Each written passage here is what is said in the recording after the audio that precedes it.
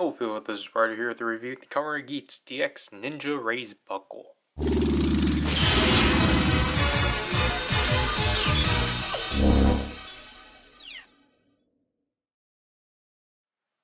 So this is our first individual DX Raise Buckle to be released as Zombie didn't count. And as you can see from here, we have a picture of the raised buckle within the Desire driver, and we have Geats using the buckle alongside its corresponding rider. So here we have Tycoon with Ninja, and then Geats. Obviously, as you can see here, it has Geats' core ID. That's because at the time, Tycoon's did not exist. So here's the top showcasing the gimmick of the buckle. Ninja Raise Buckle. Caution warnings. The contents. PDF for the instructions. And basically everything we would do with it. So here we have the Ninja Raise Buckle out of its box. As you can see from here, it's pretty standard from what we've seen previously of Magnum Boost and Zombie. To which, I think it's fine for the most part. It looks fine, definitely. I like the shade of green. The Ninja Star is pretty neat. And I really do like how they actually changed this up to be a hexagon.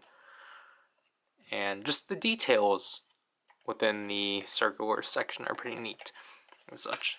And the gray around it is pretty neat. I think my favorite part probably has to be the wrappings around what we assume is supposed to be a kunai. And then the back, pretty bare, but I always give it that basically, I think because of the fact this is mostly just one color, it really helps hide the hollowness. The back, 064, QR code for gomberizing. And, yeah, so the gimmick of this one is that when you pull the kunai back, it's supposed to spin, but the biggest issue with this one is that it often gets stuck. As basically pulling this back is supposed to make the star spin. But as you can see too, on the inside, there are gears too, which are pretty interesting. I don't get why they went with a mechanical ninja motif, but oh well. But you can also just push it out and push it in and out too. Though I don't think it's the best way. But, just showing how this switch works. So as you pull it out, this section pops out, but then when it spins, it gradually pushes itself back in. So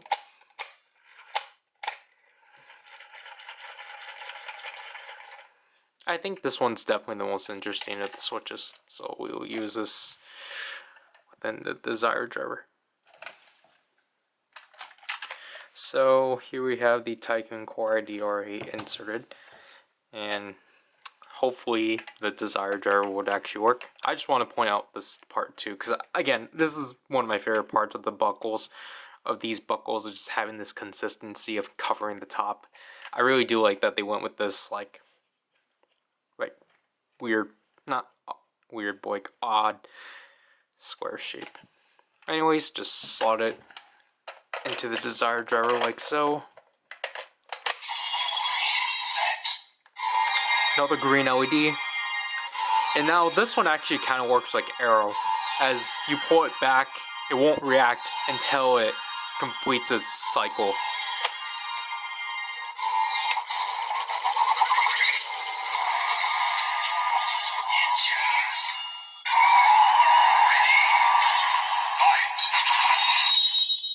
So there we have Tycoon Ninja form, And I really do like how it looks on here, because it just helps that the gears are in front of the LEDs, and then like just this design overall, I think it really does like work. Again, the finisher, not again, but the finisher.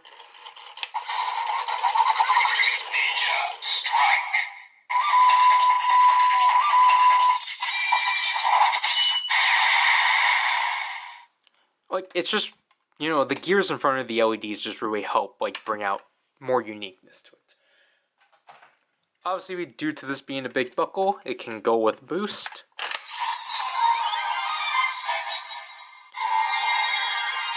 So just activate them both at once.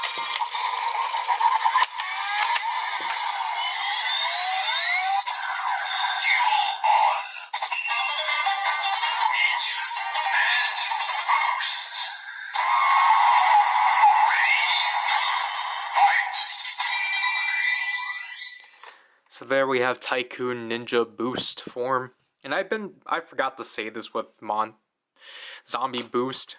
You can tell that the phrasing is not consistent with Magnum Boost, because that one is get ready for Boost in Magnum, but these ones are just simply name of buckle and boost, which is kind of disappointing, but I guess these ones are supposed to be lesser than Magnum Boost, but who knows. Typical finisher.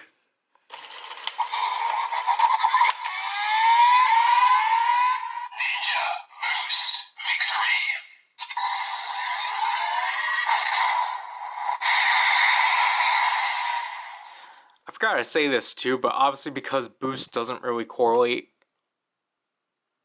as much as Magnum, when you pair it up with like the other buckles, the buckles actually keep their individual colors. So like while boost will have its multicolor LEDs, the other buckles like Zombie and Ninja will actually keep their colors, which is pretty neat. So like with Zombie, it would actually keep it as like purple.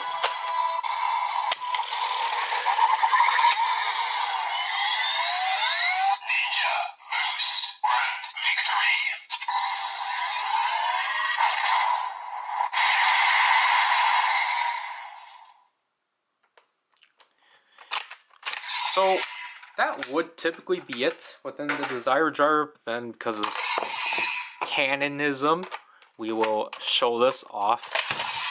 Shoot. Because Geats actually did showcase, what if you actually did pair up two of these big buckles together? So, hopefully this actually works. Nope.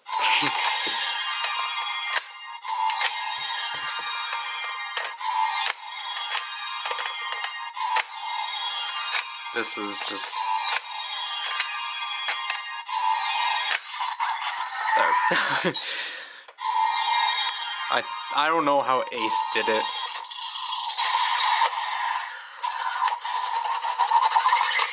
That's not good. So... that's kind of the only drawback with Ninja, just because of how long you have to wait for this to...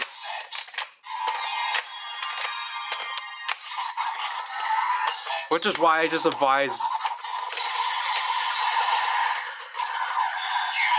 do this first.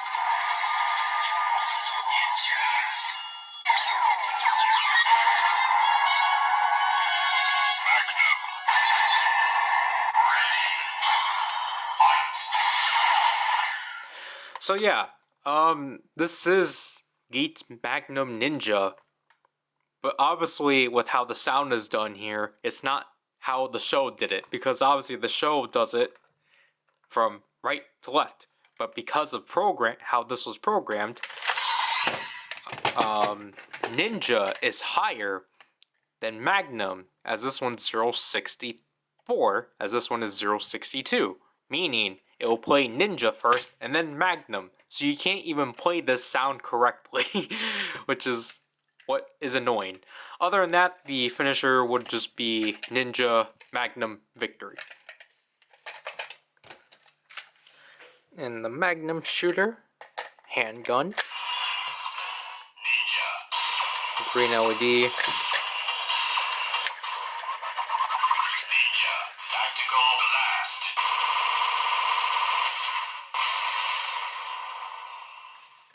Honestly, it really looks cool from the back. Spinning. However, I guess we have to stand it like this. But yeah, my thoughts overall on this buckle. I think it's fine. I definitely like the buckle more than the form, which I feel like is most of the cases with Geats, I guess.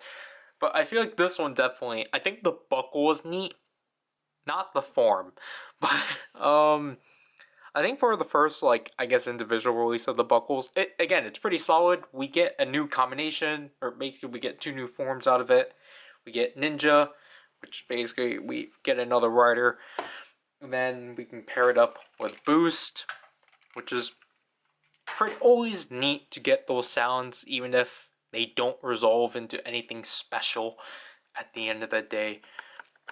I guess overall, like, this is a fine set. It's just weird how they handled it because of, like, obviously we've already talked about it. Like, the Tycoon's core ID wasn't included for some reason. They just didn't bother with it, and which makes this release weird.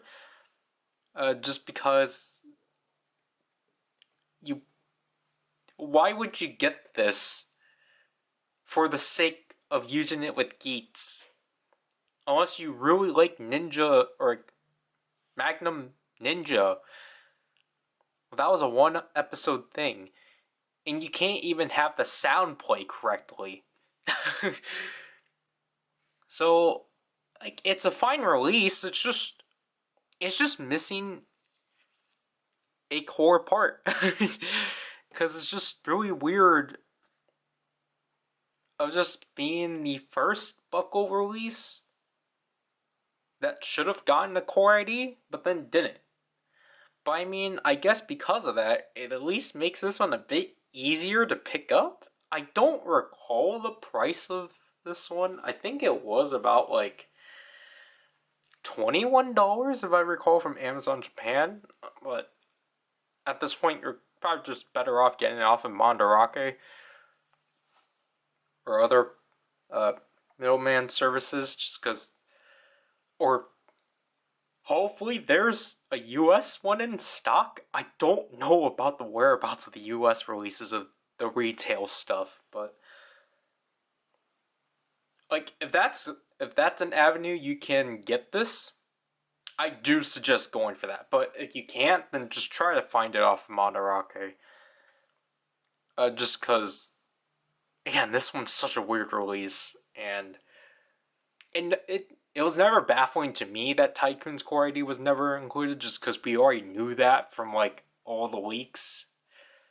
So I didn't really get, it didn't really faze me, but I will still acknowledge that it is a weird decision.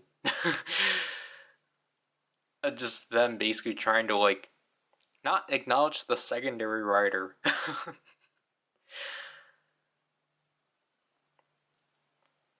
Yeah, that'll have to do this review.